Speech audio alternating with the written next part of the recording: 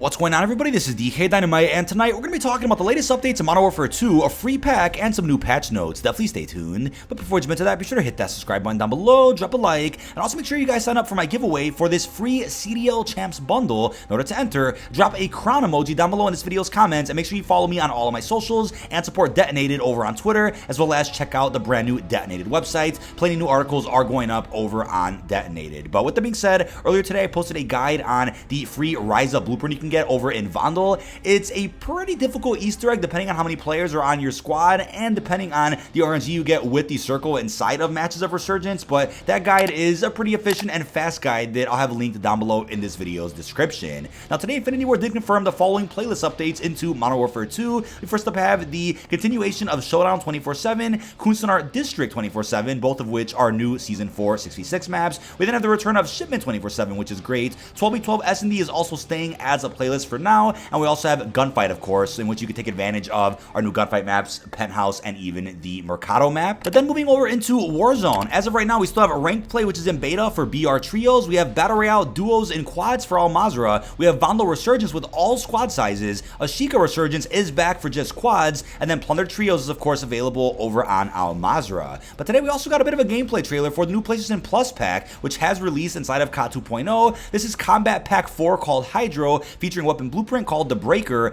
a charm and emblem, a sticker, a player card, another weapon blueprint there, and even the new operator skin for Oni known as Diver. It's a pretty nice looking skin. It looks better than some of the other skins you can actually buy for actual COD points, but again, for those out there on Xbox and PC, yes, you will get access to all of this PlayStation Plus content once the exclusivity for Modern Warfare 2 does end at the very end of October. So with that being said, for those out there that were confused, no, if you guys have a PlayStation but play full-time on PC, that still doesn't let you actually equip this combat pack on PC, which is odd. And if you're on other platforms, you also can't see any PlayStation players actually using this operator when you're in match. It'll just show them as a default operator, which is pretty damn strange. And I've also seen questions asking if any future combat packs are going to utilize different operators. Will they release other looks for different characters aside from Oni? I highly doubt that's the case, considering Oni himself is a PlayStation exclusive operator. I think they're only going to be doing alternative skins for that character alone. But people out there are also getting early access to the new Throwback audio pack, which isn't probably meant to come out until later in Season 4. It's going to cost 800 COD points, but somehow in the For You tab for some players' games,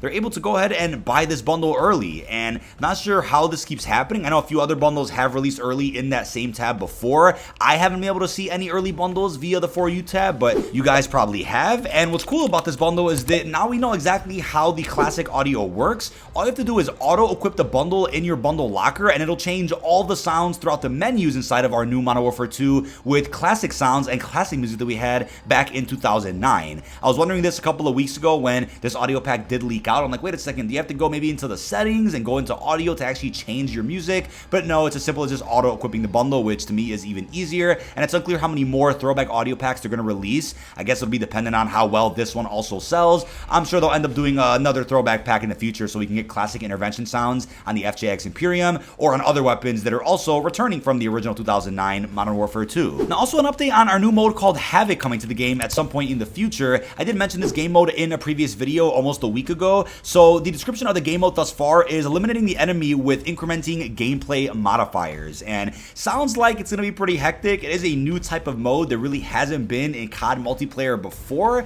It's something that I think just celebrates absolute craziness, custom mods, and fan favorite ideas that have been around the community for years just put into one single mode. And as of right now, Task Force Leakers 141 on Twitter did go ahead and put what all the Havoc modifiers are here in a tweet. One is Ammo Feeder, auto reload on kills. We then have Armored Execution, gain armor on kills. Executions grants full armor. Loot Pinata, players drop various items on death. We have Cranked, gain cranked on kills. Equipment Recharge, equipment reload on kills. Eyes On, advanced UAV always active. Flame Shots, crossbows only. Molotov bolts. Fragile, low health, friendly fire on. Gun Game, random gun on kill. We then have headshots only, all body shots are nullified. We then have Hero Landing, explosive landing from an elevated position. And then we have Snapshot Killer, launch a snapshot grenade on kill. Boots off the ground now with low gravity. We already saw that a little bit in Warzone. Lucky 3 kills gives a random kill streak. Surprise delivery then, special crate delivery with a twist. We then have the Semtex Chain, Semtex grenades launched on kill. And then Silent Assassin, knives only, increased lunge distance and throwing stars. System reroll, full modifier refresh, and then Perspective Shift,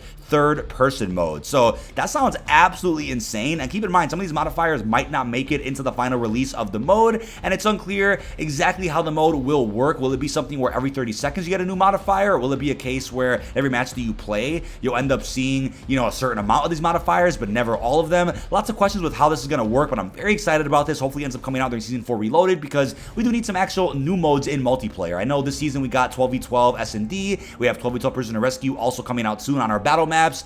Those are fun, but also seeing new and original modes is always a breath of fresh air, and I think this mode in particular is going to be received rather well. And we also have some updates from the COD Updates Twitter page, in which they said that there were issues with players being unable to log in to Modern Warfare 2 and Warzone 2. They mentioned today that an update has gone live to address this issue. Players should now be able to log in as expected. And they're also investigating an issue causing players to be eliminated when they should have been downed, and they're investigating an issue causing prox chat to be enabled in circumstances where it should not be enabled. Now, the thing about people getting auto-wiped after being what they thought was down, I feel like that was an issue that we saw at the very beginning of Warzone 2's cycle, and might have even been a problem that we saw during Warzone 1. So it's sad to see some bugs transferring over from the last 3 years of Warzone, or just bugs that we saw at the beginning of Warzone 2 that somehow came back. But that's the way games work, right? They add in some cool new content and it breaks other parts of the game, and it takes more QA testing and more feedback from the community to actually get to the bottom of some of these really rare and just odd issues. But they'll get to the bottom of that hopefully before Season 4 Reloaded. Now, I also have the Trello boards linked down below in this video's description for those out there curious on what else is going to be tweaked here with Modern Warfare 2 and even Warzone. Lots of cool fixes are probably on the way in the next couple of days, of course. Now, when it comes to patch notes, we actually got quite a bit added to our June 21st notes as of today. Starting off with global bug fixes, fix an issue causing the IO operator skin to not have dynamic textures in the operator selection menu, fix an issue where some weapon blueprints are awkwardly held when aiming down sights in gunfight blueprints, fix an issue where Wumpa fruit grenade effects appeared incorrectly, and that's for those that bought the Crash Bandicoot bundle. Also, fix an issue where some players were able to swap weapons through the weapons tab and were kicked back to the play tab. We also got clarification from the COD Updates Twitter that for those that bought the Crash Bandicoot pack for 2,400 COD points,